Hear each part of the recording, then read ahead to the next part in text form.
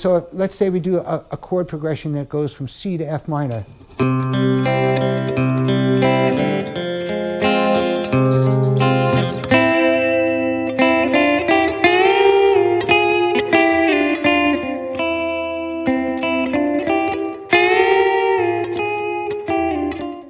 Hi, I'm Elliot Easton. You may know me from my band, The Cars, lead guitarist with that band, and I'm happy to join you today. I guess the guitar really attracted me from a really young age, like 3. It was like early days of television. I'm talking about 1956. And I used to sit there and watch the Mickey Mouse Club show and cowboy movies. And both of those type of shows featured a guy playing a guitar. On the Mickey Mouse Club show, the host, Jimmy Dodd, had a mouse guitar, it was called, and it was a little Martin acoustic that they put mouse ears and they fixed it up in props to look like a Mickey Mouse face. And so, of course, I got the plastic ukulele Mickey Mouse guitar. And my parents were amazed because I could pick a melody out of it from a very young age, out of this little plastic thing with nylon strings. Right around that same time, this would be 1956, I saw Elvis on TV. I was 3 years old. Oh my God. And I already loved guitar, and the image of a guy playing a guitar looking cool was already something I loved. So when I saw Elvis on television, it was all over. Game was up. I immediately got a glass of water and a comb and brought my mother and had her comb my hair in like a duck's ass and pull it down in front. And I'm standing in front of the mirror with my Mickey Mouse guitar. I'm checking myself out. And at 3, I'm a rocker. I'm like trying to figure it out. What I would say, one of the major things that I took away from studying music at school was to learn what you call the nomenclature and just the language of music, how to express yourself to other musicians. And this helped me greatly in the studio communicating to other musicians. It gave me the language to express what I'm hearing. It taught me the names for the sounds.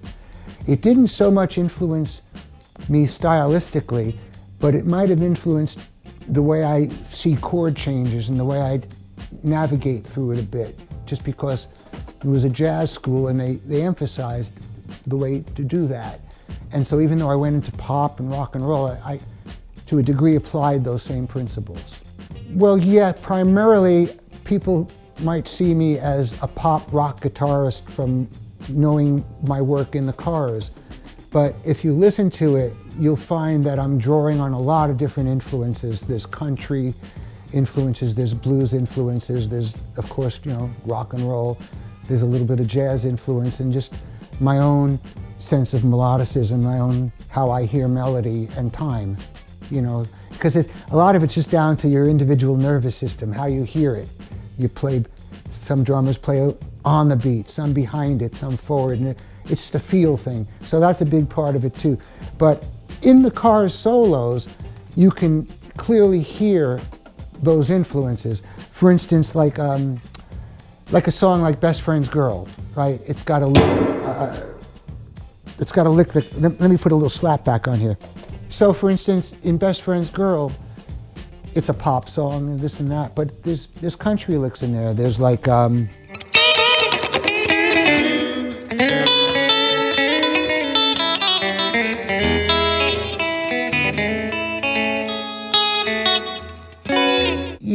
there's all that.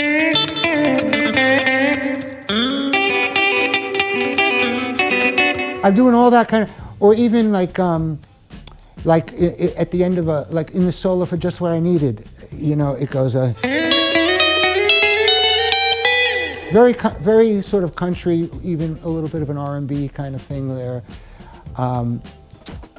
I do a lot of bending, and I always enjoyed trying to play pedal steel licks on guitar and certain things, and I try to incorporate that into what I do. For instance, I have fun kind of trying to find ways to get pedal steel licks without a B bender that a lot of players use.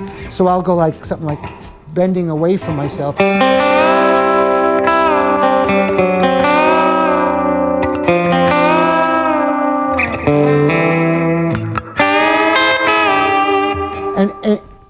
And the thing about that stuff is that's that takes some practice is to be able to bend all the strings and have them be sweet and in tune. Another thing I like to do with the bending is bend in thirds. And so an example of that, let's say we're in the key of C. And so you can use it to kind of outline your major chord. And add to that, and it's a melodic statement. Then if you move it to a minor chord, say you go. So let's say we do a chord progression that goes from C to F minor.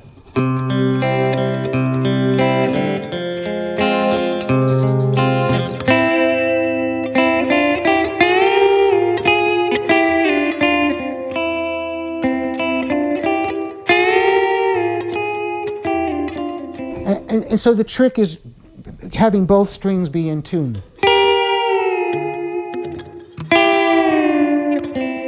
And that takes a little bit of practice to make it sound sweet like that, or even like pedal steel, like those kind of pedal steel kind of moves and stuff like that. So I do bring a lot of that into the Cars solos and a little bit of chicken picking and stuff like that.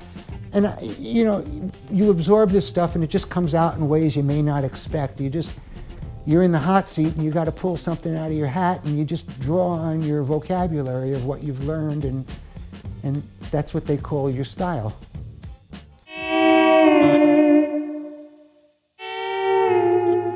That stuff. Really cool stuff. Yeah, it's fun. The first thing that comes to my mind of what I look for in a guitar amp is an amp that just doesn't fight me. A guitar that lets me play and that I can feel it under my fingers and feel comfortable. I said that this is the amp that I've been waiting 40 years for. What I meant is very simple, is that I'm able to get all the tones that I need from one amplifier. For me, all this gear stuff is about getting into a place where the gear disappears and you can just fly and play music. And when a piece of gear does that for you and you don't have to worry about it and you're not tweaking and it's constantly adjusting, that piece of gear becomes your friend. So what I look for in an amp is the versatility to do all the things that I'm called on to do. Like, as a good example, in the band The Cars, I mean, within one song, I've got to do clean arpeggios, low string twang with tremolo, and then break out like a high gain solo. So I'm really loving this Blackstar St. James, because it's it's kind of like having two great amps in one amazingly convenient package that I can lift with one finger. It's like kind of too good to be true, but it's true. So rather than rely on a lot of overdrive and distortion pedals, the pedals sound fantastic and they're amazing. You know, they're great these days, but it's not going to be the same as taking a good amp and just cranking it. And that's what I love about this, because it's like a yin-yang thing for me. It's like I'm like a Tele Les Paul guy, and I use like deluxe reverbs and Marshalls or Soldanos. So it's like there's like two sides that are equal for me that I call on for tones. And with the St. James, I can get both sides of that in one amp, instead of using like a stereo rig or 2 amps or relying on distortion pedals. A lot of people see that second channel as like a metal channel, and like I've even watched like Nick's video and stuff like that, and people tend to like hear that second channel and start tapping and doing whammy bar and stuff like that. But I don't do that stuff, and so I didn't hear it that way, and I heard it as just like a really rich, throaty. It's a voice. It's it's a voice, and that's how I sing through my guitar, and I need a box like this to get it out, and this one does it. I can plug this thing in, and if I don't even have any pedals, I could play a show. It's got great reverb, good sounding like plate reverb, and you know, just to get back to where we started, that's my mark of a good amp, that I could get myself out of it. I could express what I want to, and it doesn't fight me. It makes me sound good. And that does it. Well, I have had the honor of meeting some of my heroes over the years. Johnny Winter was a huge influence on me. I love the man's playing and I love the man. and was honored to meet him a few years before he passed. Well, I met James Burton, who's another hero of mine, the Elvis's guitar player, and Ricky Nelson and Emmylou Harris and lots of people. Oh, I used to go, when I lived in New York, I used to go to a club called Fat Tuesdays, now it's called the Iridium. And every week I go see Les Paul. And I actually got invited to go up to Les's house in Mahwah, New Jersey, and that was amazing. He plugged me in to the first Ampex multi-track recorder. He had all his gear set up, and he let me play through the first sound-on-sound recorder that he created for Ampex. So that was an unforgettable evening. We stayed up till about 4 in the morning. He told me stories about playing for the Eisenhower White House, and just, you know, it was just one of those dream come true nights. You just can't duplicate that. You know, I've met Keith Richards, which was great. There's lots I would have liked to meet and hope to as the years go by, but those are a few highlights. The elephant in the room is the fact that Benjamin Orr was gone. And there was no way around that. He was our main lead singer, always sang backup harmonies with Greg and I, and was, you know, one of the spirits of the band and one of the greatest guys you want to know. So going back to make the record with 4 of us, anybody who's been in a band knows that with the band chemistry, if you change one member, the whole thing changes. And we just did the best we could. As far as like the band friendship and chemistry, that was all great.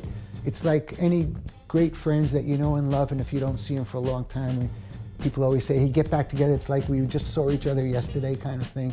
And it was like that, you know, the old dumb jokes start coming out and the old band stuff. And so that was all fun, but it was a little bit bittersweet to do it without band. Probably the most game-changing event in my career, I would imagine, I'd have to say getting a record contract and making the first album, because everything followed from that. All the good things that happened to us followed from that. And we didn't know that it was going to be a hit. You never know.